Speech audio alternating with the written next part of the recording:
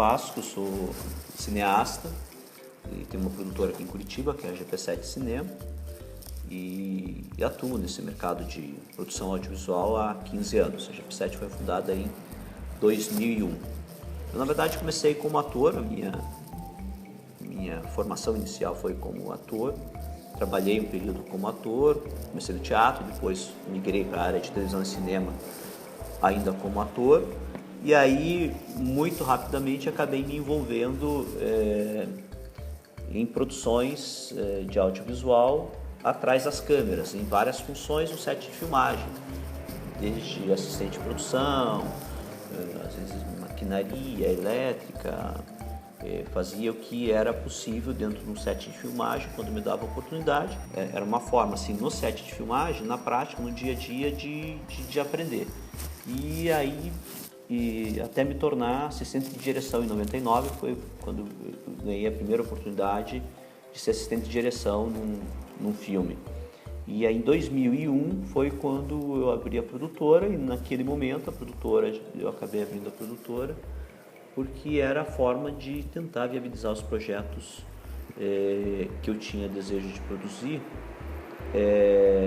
Mesmo não sendo fácil, sendo uma insanidade abrir uma produtora naquele momento, foi a forma que eu vislumbrei que seria menos difícil de tentar me inserir no mercado, que seria naquele momento muito difícil de eu conseguir uma boa colocação no mercado, viabilizar meus próprios projetos, né? Então foi quase uma insanidade essa decisão de abrir uma produtora lá. Hoje, depois de 15 anos, a gente tem 39 obras aí produzidas e as coisas estão hoje num outro patamar. Não que estejam fáceis, talvez estejam um pouco menos difíceis, mas continuam difíceis, e isso é inerente ao setor de produção cultural e em especial cinematográfica, que é uma atividade bastante cara. Fazer cinema, produzir conteúdo para televisão no Brasil e em qualquer parte do mundo é caro, é uma brincadeira cara, né? Mas hoje no Brasil, pelo menos a parte de produção audiovisual, a gente entrou num ciclo, entrou num momento diferente, promissor, onde as coisas estão sendo viabilizadas. A gente tem uma demanda muito grande por produção audiovisual no Brasil, sobretudo para televisão, graças a uma lei que foi instituída em setembro de 2011, a Lei 2.485, que é uma lei que obriga todas as emissoras de TV por assinatura, e a gente está falando hoje de algo de 100, são 98 emissoras nesse momento, mas toda hora esse número muda, sempre tem alguma mais, mas em princípio são 98 nesse momento que estão cumprindo uma cota mínima de conteúdo audiovisual brasileiro. Essa cota foi instituída por essa lei a partir da Ancine, que é a Agência Nacional do Cinema, é uma agência reguladora do nosso setor.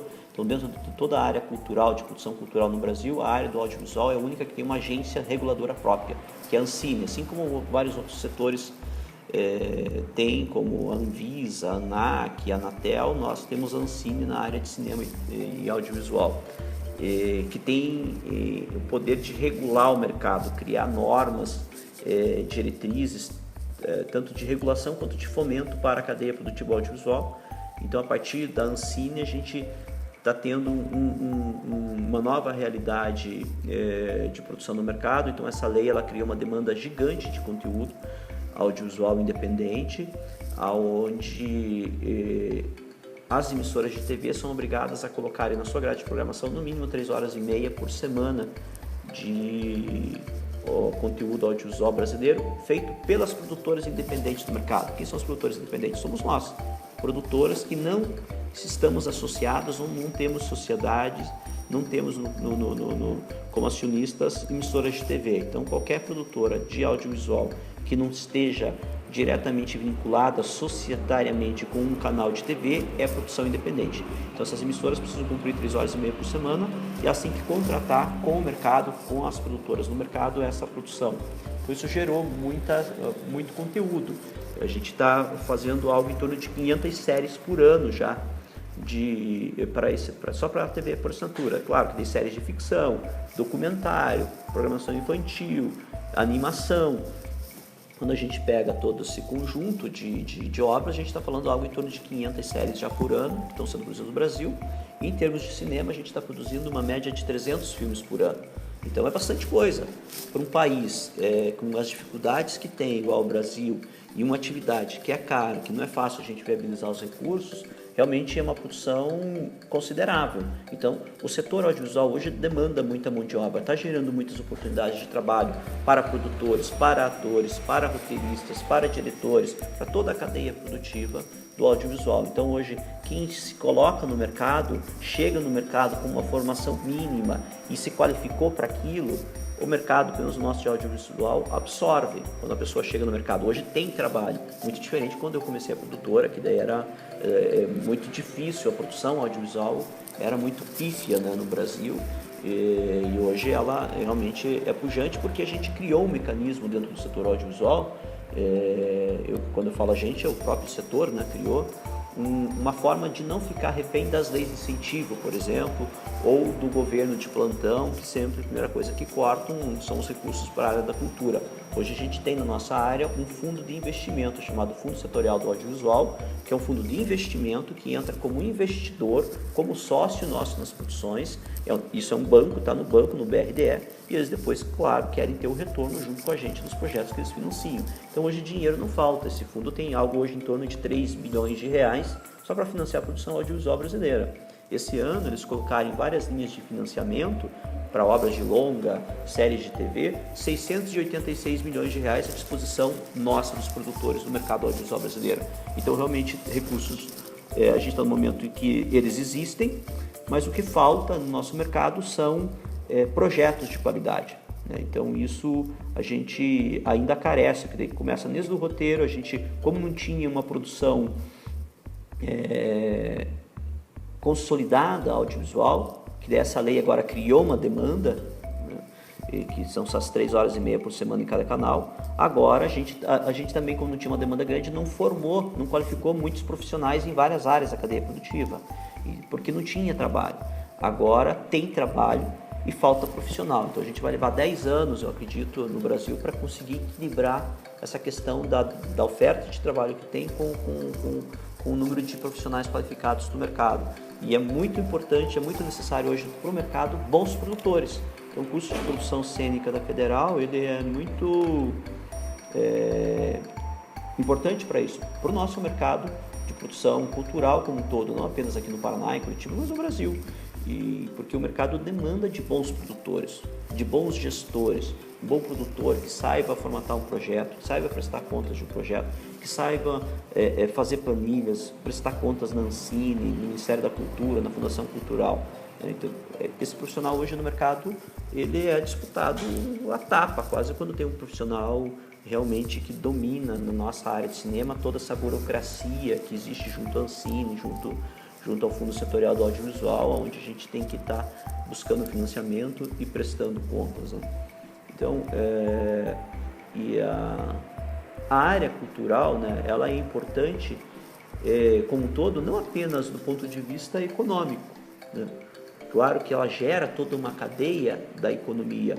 Hoje, na área nossa do audiovisual, por exemplo, o PIB do audiovisual no Brasil, ele é maior do que o PIB do turismo. Pouca gente sabe disso, mas o setor de audiovisual hoje no Brasil gera mais riqueza para o país do que o setor de turismo. É algo que a gente não imaginaria alguns anos atrás, mas hoje isso é uma realidade. Então, além da questão da cadeia econômica que a área da produção cultural como um todo gera, ela gera uma riqueza de valores simbólicos, né? Valores sociais, valores culturais, questão de soberania, de afirmação de identidade de um país, de um povo, da sua cultura, da nossa língua. Então tem esse valor intangível, que é um valor que é imensurável. Então a função social da cultura, da arte, ela tem um valor simbólico que extrapola a mera relação financeira também, né? Então isso também precisa ser considerado sempre, né? E aí uma dica que eu daria para quem está chegando no mercado, saindo de uma universidade agora, querendo se inserir no mercado de produção cultural, ou de produção audiovisual, ache uma afinidade com o mercado, ache uma atividade dentro do mercado, dentro da cadeia produtiva, onde você se identifique uma função que você goste de fazer. Senão as coisas ficam mais difíceis de acontecerem. A gente tem sempre a filosofia de que uma pessoa, quando vai para o mercado dizendo que faz muitas coisas, geralmente não faz nada bem feito, né? Mas quando uma pessoa se especializa em uma área e é boa naquilo de fato, ela vai ser absorvida pelo mercado e vai ser respeitada pelo mercado, né? E vai conseguir ter êxito dentro desse mercado cultural, né? Então, o que eu poderia dar de dica para as pessoas que estão chegando no mercado é isso, né? O que você faz? Você é um produtor executivo? Seja um bom produtor executivo. Se especialize nisso, conheça bem a legislação. Você é um roteirista? Seja um bom roteirista.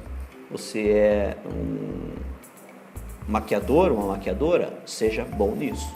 Porque o mercado vai te absorver e vai te identificar com aquela especificidade, com aquela função, e você vai trabalhar sempre, né? Então é por aí.